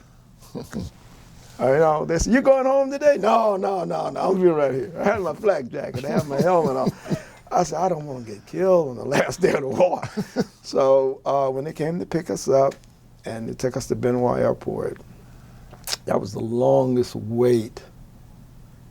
And when they called my flight number, and I got on that plane, it was so quiet. All the soldiers were thinking the same thing I was thinking. Let's not mess this up. Yeah. And when that pilot took off and gave us permission to unfasten our seat belts, gentlemen, welcome back home. You're out of the way of enemy fire. We thought we were going to crash the airplane. Oh, yeah. High five and going crazy on that airplane, man. I said, everybody, he said, everybody relax. We're headed to Japan. And a gentleman I was sitting by was Japanese. He was a soldier too. And, we got to Japan, and we befriended each other. And so everybody kept speaking to us in Japanese because he was walking with us, about 3 or 4 of us. He kept speaking to us in Japanese. So I said, what are they saying? You know what he told me? I don't know. I wasn't born in Japan. I was born in San Francisco. But he's Japanese. Everybody's coming up to him speaking in Japanese. I don't know. I guess his great-grandparents were Japanese, but he never learned to speak the language. But, yeah, that was the happiest day, man, I'm telling you. When you got back, you know, there's been so much written about how mistreated the Vietnam veteran was upon coming back. How were you treated? That. When I left Oakland, went over to San Francisco to fly to Charleston Air Force. Charleston Airport, actually. I got on the plane. I'm sitting like in the middle of the plane, maybe toward the back. But nobody wanted to say too much to me. In fact, no one said, welcome home. Mm-hmm. I thought that was, and the person sitting next to me never said a word. I'm saying, wow, I had on my uniform. I'm going home to the Charleston Air Force Base. And I said, oh my goodness. Yeah. What a cold reception. Yeah. I thought they would have said, welcome back, or something like that. I mean, the pilot said it. Yeah. But, the people getting on the airplane, body language-wise, they'll look at you and turn their heads. Mm. That hurt. Yeah. So I didn't make a big deal out of it. And I wanted to see my mother, and she was so happy. She said, "You didn't write me." I said, "Mom, I wrote you." And the letter, I got home before the letter did. So she didn't know you were coming? She didn't know I was coming. It happened just that quickly. And I read that Nixon letter, said that, "Hey, look, if you had this time in country." So I came on April 26th. Okay. And I didn't have to stay until May 26th or May 25th. Yeah. And the war, I thought, was over for me then. So my father, gosh, I love this man. He said, "Charles, you can stay here until you feel right." My father was a simple man. He was a lay speaker in the church. "Until you feel right." But no, I stayed there about 2-3 weeks. I'm going back to New York. I'm going to play pro football. I head on back to New York, and I'm living with my sister. I lived with her before I went to Vietnam. And I went back to the football team that I played with, the Golden Knights. These were guys who had the same dreams I had of playing pro football. We had a semi-pro football team called the Golden Knights of Brooklyn, New York. And we played during the exhibition season. So we had this tough team, the Binghamton Jets, Tri-City Jets near Canada, Northern New York. We're going to play these guys. And these guys are former NFL players and Canadian players. We thought we were just that good. Yeah. And Charles Singleton is back, one of the fastest runners. You know, I did very well in the exhibition game that we played in Brooklyn, and that we played out on Long Island.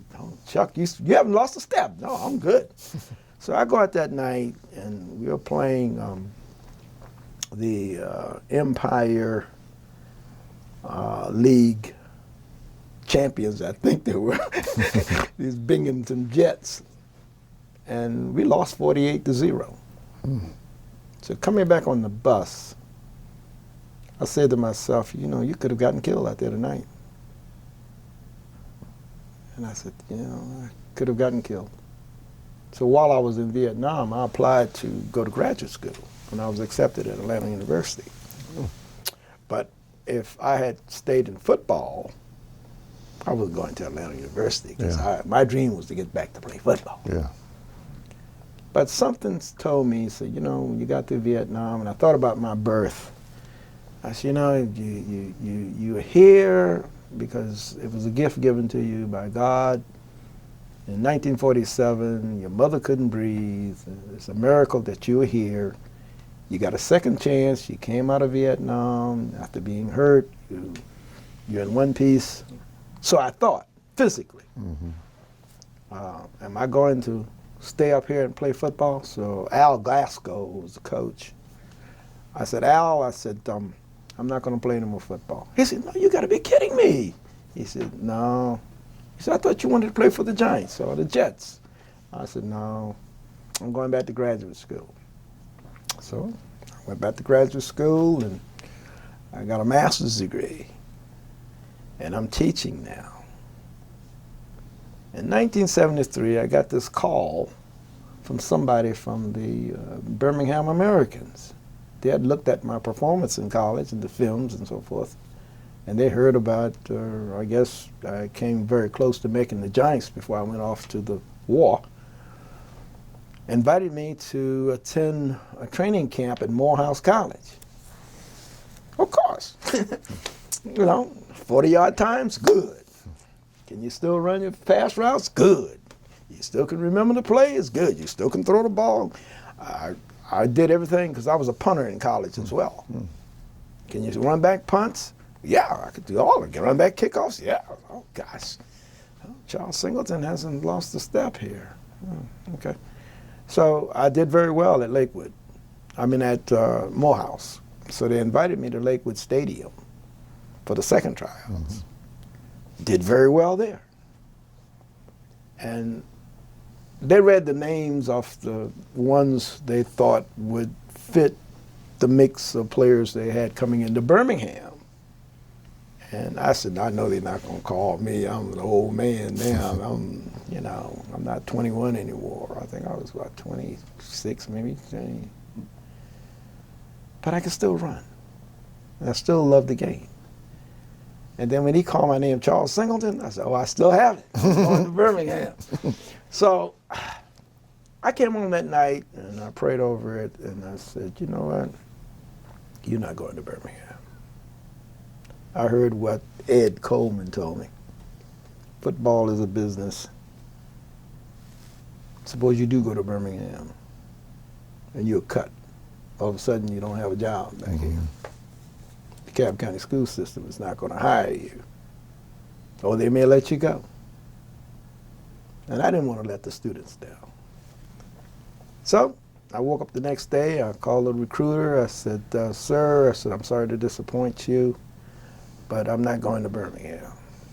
He said, you're missing a great opportunity. He said, you look good in all the trials. And I think Alfred Jenkins was at one of those trials. Oh, really? Lawrence Brown. Yeah. I think Alfred was there at Lakewood Stadium. You know, he was telling me that Jenkins was going with them, that I did very well with the time trials, because I was always a very disciplined player. Now, you would say run it in 4 point whatever, I would do it, because I ran first leg on our track team at Elizabeth City State. So 4x4 I could run, and I could catch. But for the love of the game and what Ed Coleman told me, football is a business. And I could go to Birmingham and train, and then for them to tell me again that we drafted someone else, so I stayed out of football. And that was my end until my son, one day, he's about 10 years old, said, Dad, I heard you were real fast. And we're down at the Atlanta Falcon Stadium. They were having some sort of gathering, and I said, Chase, I said, look, I'm going to give you 10 yards, and I'm going to outrun you in the 40-yard dash.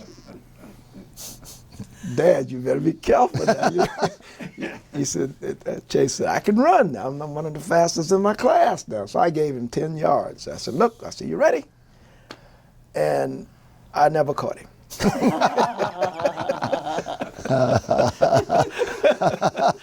I'm 40-ish years old. He came home, he said, Mom, I beat Dad. I said, he said he was going to give me 10 yards. He never caught me. I said, yeah, you should have given me 10 yards. You know? But no, that's some of my Vietnam story. And most of the particulars that I've written about are in a DVD. And you see that DVD, and I hope that you send that off with it. It will give you more of a written perspective and some of these characters and some of these people that had such a protective influence in my life. You'll see them in the DVD. And I recorded 103 years of my family's involvement in the military. From 1917 to 2020. Wow. I always tell people from Isom Singleton and Lawrence, Uncle Lawrence, he was our grand uncle, Jones. I had another gentleman in our family, Lawrence Jenkins, he was a cousin. I had two uncles who fought in the service, who were in service, Mac Drayton Jr., no, Matt Drayton Sr. Matt Drayton Jr. is actually in Charleston now. And Isaac Drayton, my father's brothers. They were in military service. There was another gentleman, my father, his father, my father, and this gentleman were Masonic Lodge brothers. Rollins Edwards, you can Google his name. A lot of articles have been written about him. He was experimented on with mustard gas in World War II. and he spoke at my father's funeral. He had an influence on me thinking too. Rollins would give speeches, and he would talk about his experience. But he loved this country, although they sprayed him with mustard gas. And you'll see these pictures of him in the DVD. And I have pictures of African American troops marching in Germany. So proud. Oh. Fighting for this country. So I have all this history. So at one point, I wanted to become a conscientious objector. Yeah. And in 1968, tragically, a good friend of mine, on February 8th, they call it the Orangeburg Massacre. Yeah. His name was Jordan Simmons. He ran track at the time that I ran track at Austin High School. He also played in the band. He was in ROTC. They were protesting a bowling alley in Orangeburg, February 8th, 1968. Jordan was shot in the neck. He almost died. But he still served this country.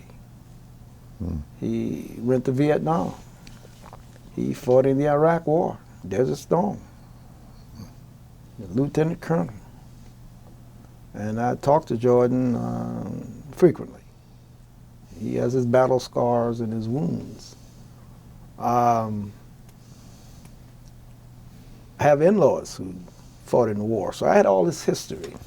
Yeah. And during that time, I mentioned before that I started about being a conscientious objector. I mean, Ali got his rights. Yeah.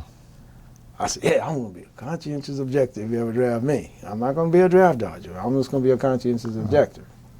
But I look back on my family history at that time, and I couldn't do it. Yeah. When I got that draft notice, I said, I'm going to get me a lawyer up here in New York. And I said, no, Charles, you're the only person to do that. I was student council president during the time of Martin Luther King's assassination. Wow. And our campus wanted to go home because the other HBCU were going home. Historical black colleges and universities were going home. I didn't see any sense in going home because Martin Luther King lived a nonviolent life. I thought we should celebrate his life. And I gave 2 speeches on campus, staying the course and bearing the cross of freedom along.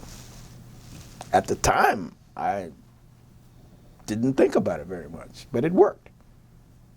We organized a peaceful march from Elizabeth City to downtown Elizabeth City, from Elizabeth City State College to downtown Elizabeth City.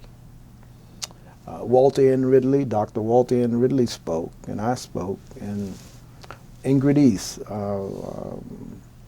homecoming queen, spoke.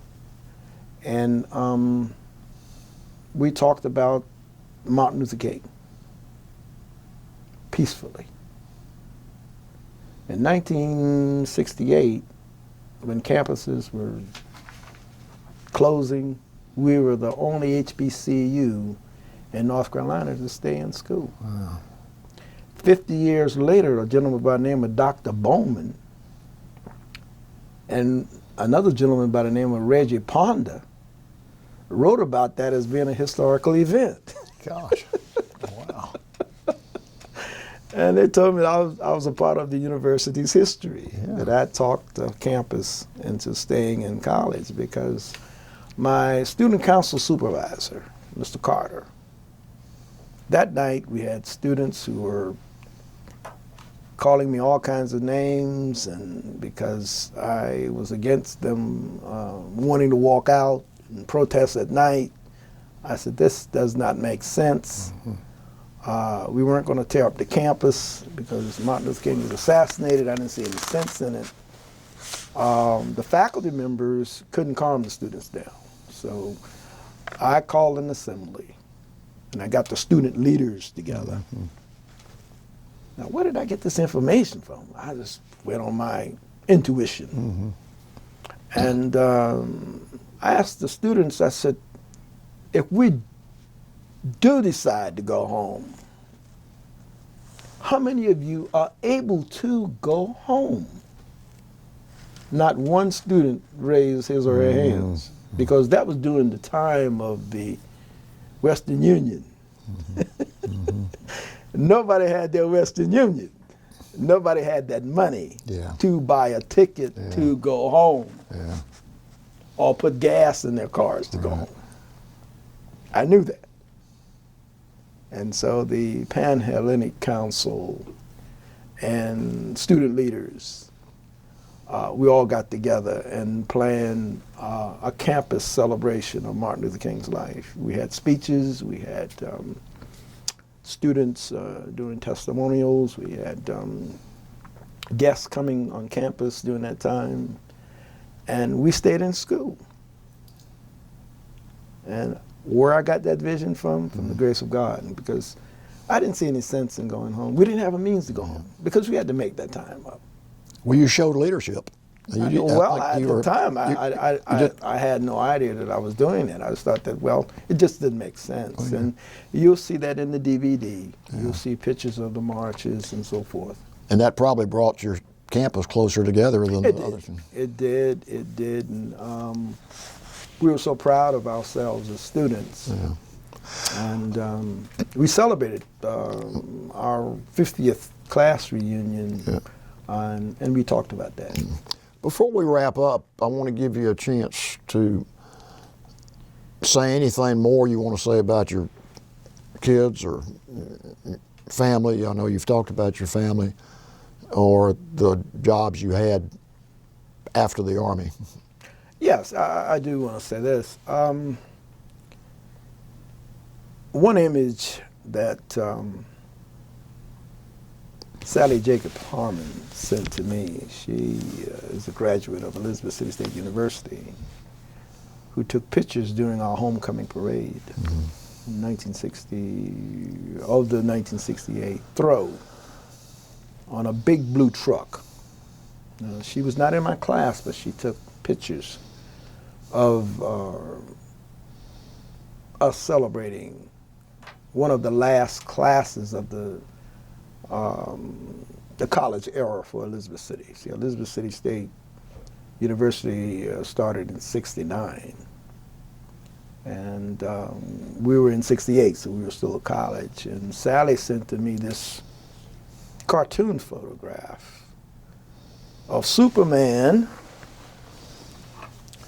in the psychiatrist's office, and the artist says at the bottom, "Who rescues Superman?" And I said, "Sally, where did you get this article from?" She said, "I got it out of the newspaper. I'll send you a copy of it." And that's what I feel today of all the veterans who fought in the Vietnam War, and all of the men and women who have fought in all wars.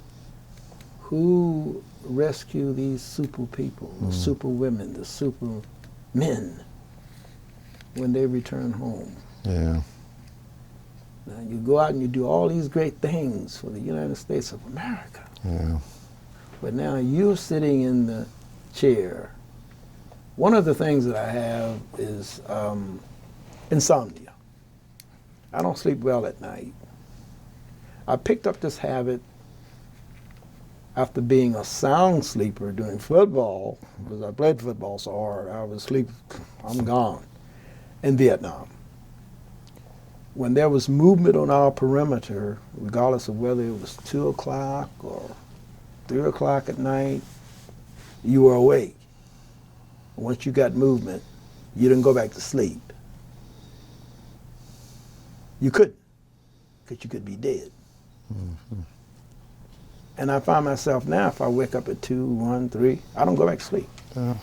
So I've been a writer for many, many years. Oh, okay.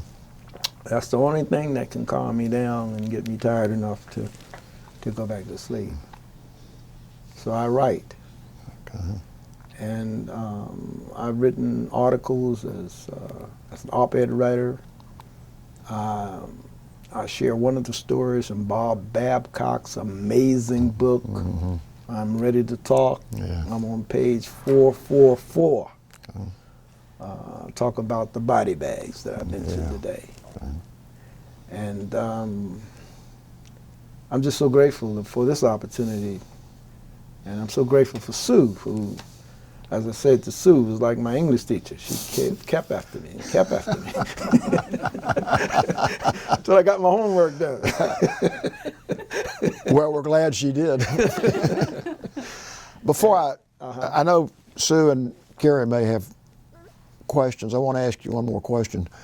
Going back to the kids that you taught when you first started teaching, were you ever able to keep up with any of them? Or? I saw one of them briefly after I came back from Vietnam. Just one of them. And he thanked me, and I said, you know what? I said, yeah. He said, yeah, thank you, thank you. He still called me Mr. Singleton. It wasn't Harold Monk, because Harold Monk called me Teach. But no, I haven't met those kids. Do y'all have it? Oh, excuse me. Go ahead. But can I tell you this one more story? Sure.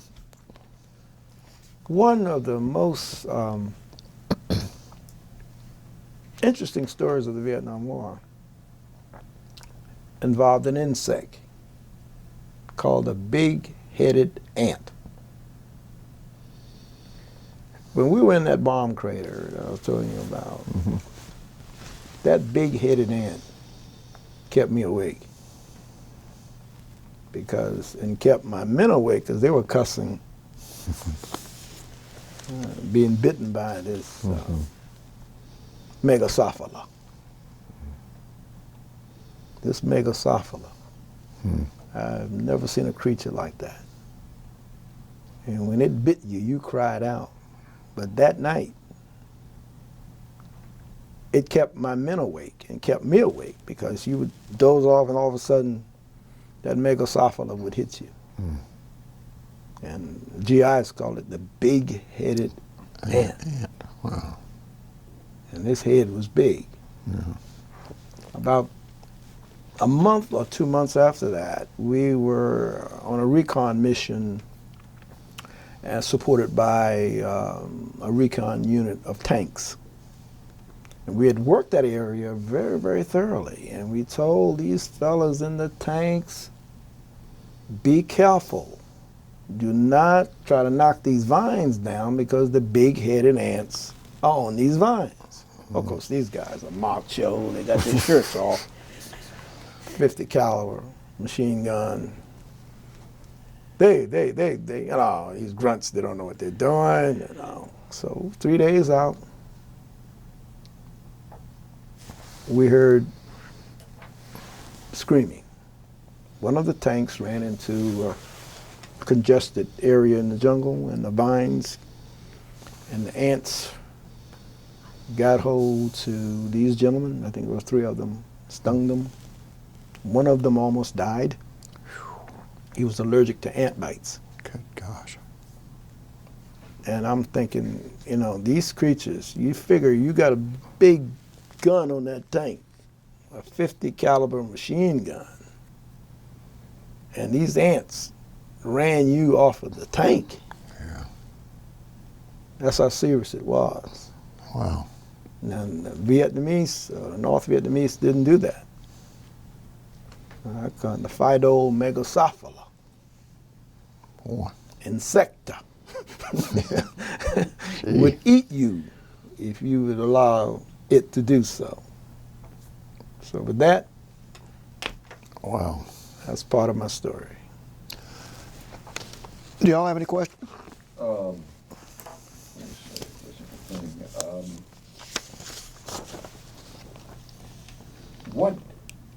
What date did you get to Vietnam? And I understood you went home April 26th. Was that 1971 Well, or 1970? May, the date that I got to Vietnam was May 25th, 1970. Okay, so the date you went, or the date you found out you were going home, was the date that I found that I was going home was 2 days before It's around the 24th of April, I believe. So it would have been April 71, 1971. April 71, yes. April 71.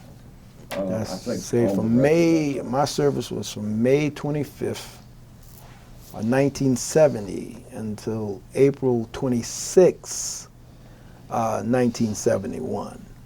Those were the dates that I served in Vietnam.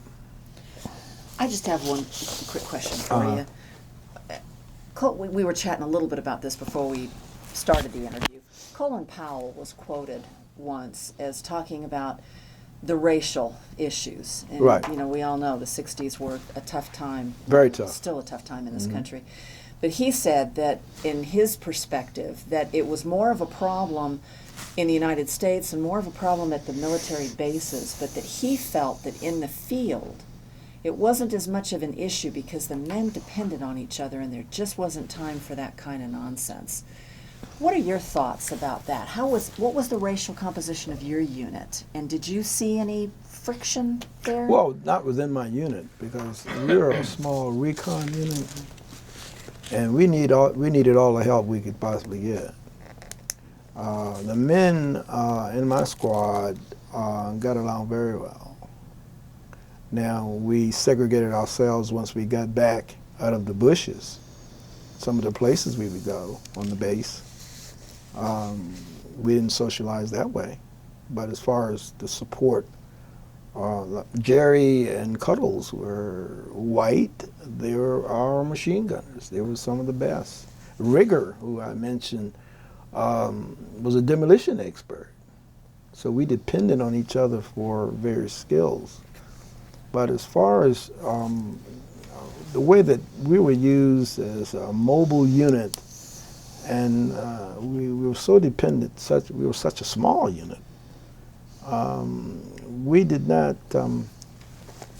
encounter that per se.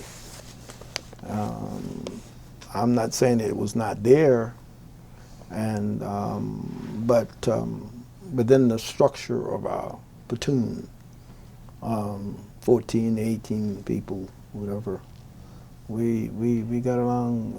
I don't think anybody got into any name calling or anything like that. Not within. We're just a small part of that, 2nd of the 12th. Okay. But speaking for the whole Army, I don't know. But each person has a different experience. Yes. And as I said before, I dedicate my soldier story to Lawrence Jones, from Lawrence Jones up to Lawrence Singleton, who's now a 2nd lieutenant, and who is attending medical college Wow. in Charleston, South Carolina. 103 years. From Lawrence Jones and Isom Singleton, my brother Clement Albert, all the way to Clement Albert's granddaughter, Lauren Singleton. I'm a part of that now. You'll see that in the video that we. Now, I'm not saying, I think with Rollins Edwards' situation and Jordan's situation, that hurt me. You talk about racial, yeah, that was racial for Jordan because he was shot in the neck. Now, the law enforcement of South Carolina called it the Orangeburg Massacre. Rollins Edwards, mustard gas. You'll see the pictures of Rollins I have in the DVD. Now, that's, one is civilian and one is military. In 1942, you still have mustard gas, but you still have to serve. You're being experimented on. So that would be racial, you know, you being sprayed with mustard gas and getting shot in the neck because you want to go bowling. But as far as your question concerned about Vietnam and my unit, and I praise these gentlemen in my dedication. You see, I sent the dedication over last night. All of those guys were so good in helping me survive. Now, Rios was Latino. He gave me the best orientation to Vietnam, calling me a shake and bake, and telling me certain things I had to do because he was getting shot. Can you imagine that? I'm getting shot. I don't want this shake and bake coming down here and killing me. He gave the best lecture to shake and bake. And after I learned it, I survived. And I hope I get to meet him one day. And but back to the question on race, Charlie Brown, and this is his real name. I mentioned him in my report too. Charlie Brown was a white soldier in my unit, but he was just as black as anybody in his heart. Whether he was playing cards or whether you were setting out Claymore mines, Charlie Brown would be there. And everybody loved Charlie Brown. But then Charlie was so gung-ho, he left my platoon and he became a part of long-range reconnaissance. 5 people going out. And I got the call one day, somebody knocked on my door and said, "Hey Chuck, we lost Charlie Brown." I said, "Charlie Brown?" He said, "Yeah, Charlie was killed in an ambush." And guess what Charlie Brown did? You know how he died? He jumped on a grenade. To save others. To save others. Charlie Brown. And he's in my DVD. He's in the section where they're playing taps. So Charlie Brown and Tommy Smith, those guys were close to me. My cousin in one instance, and Charlie Brown was in my squad. And my brother who passed away last year. Yeah. So I hope I answered your question. You did. Thank you. And the Charlie Brown relationship, I can only speak for the 2nd of the 12th. And those pictures of the fellows I have in my unit, you'll see them in my DVD. We were close. We were close. In the firefights, we were close, and we socialized somewhat in the back, but not all the way. You know, we went some places that they didn't want to go, and they obviously. We didn't go on R&R together, things of that nature, but we were just as close to each other as Charlie Brown.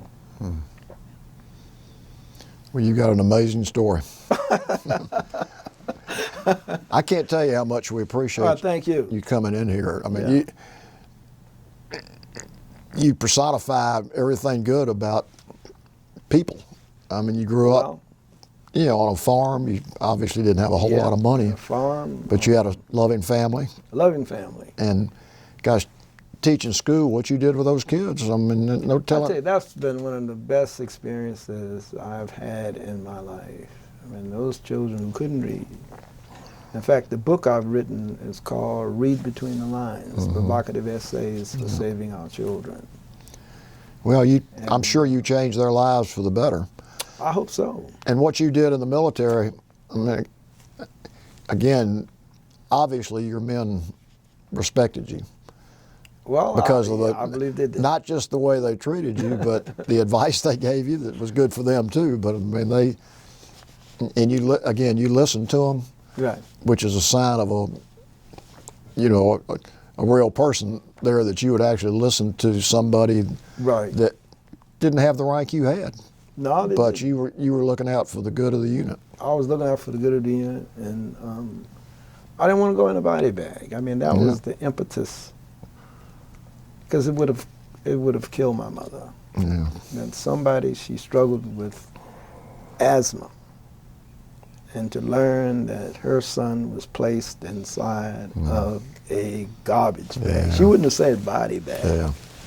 I think it would have really killed my mother and my father. And I fought hard in those firefights, and I took counsel and all of the soldiers I fought with. I told them that each one of them was very important. Well, I know nobody likes to be called a hero, but you went from wanting to be a conscientious objector to what I would Yeah, consider I a thought hero. about it. Listen, I had really had it planned because Thurgood Marshall was one of my favorites. And one of the things that we have in this country, we can dissent. We can appeal. And when I was at Austin High School, we had to learn the preamble to the Constitution. And we learned about the Constitution. We learned civics. I don't think they teach civics anymore. And but Thurgood Marshall was one of my favorites. In fact, he's in the DVD. Okay. He's a dissenter. Well, I can't think of a better way to wrap this up with what you just said. Yeah. And thank you for all you've done, and But particularly thank you. thank you for your service. But thank you for listening. And I feel better. Good. But whether I'll sleep tonight, I don't know. But until John Lee Hooker, you'll hear of John Lee Hooker, and you'll hear Otis Redding in the background on my DVD. Otis Redding came up with a song called Fa Fa Fa Fa Fa Fa Fa. I keep singing these sad songs are all I know. Fa Fa Fa Fa Fa. John Lee Hooker and Van Morrison, these two songs I use. Don't look back. Those were the days. We got to live for the future. So John Lee says, if I could call back those days, I'd never grow old. But don't look back. And then the second song was The Healing Game. Veterans of wars go through what I call my situation, the healing game, the insomnia. Down these lonesome streets where nobody goes and nobody knows. When I see homeless vets outside of stadiums and on the bridges and outside of stores. Sometimes I go to Quick Trip and I see veterans out there begging, or Publix. They're going through the healing game. Yeah. But nobody goes and nobody knows. And these are the forgotten veterans. So I try to reach out to them, and I hope that the citizens of our country will respect those individuals who go and serve others. Because we live in the greatest country in the world. That you can dissent in this country, you can appeal, you can live in this country if you prepare yourself. In the book that I wrote about children or learners and not labels, one of the quotes that I said that just think, Albert Einstein, if Albert Einstein had certain situations that he had to confront, he would be labeled today. Because Albert Einstein wasn't particularly interested in a lot of schooling, attendance especially. So you have to respect children and teach children. And hopefully one day we don't have to study war. Well, we'd like everybody in the country to be able to hear your message, because it's what you just said is a perfect we don't have to message. study war, and our generations that come after us, hopefully they will not go to war. Yep. And that's why I went to Vietnam. I said, well, if I don't go to Vietnam, and if I become a conscientious objector, and I would let